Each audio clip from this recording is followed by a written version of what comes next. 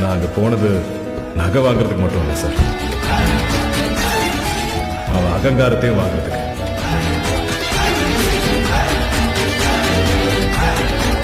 அவமானப்படுத்தின அவனையே கையெடுத்து கும்பிட வச்சேன் சார்.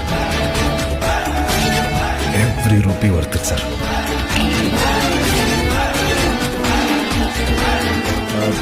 அதையும் எடுத்து வைங்க. எனக்கு பிடிக்கல.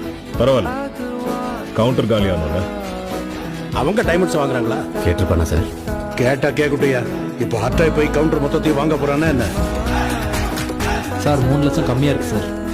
We accept cheque also sir. This is India. பொருள் வேணும்னா பணம் கொடுத்து வாங்கணும்.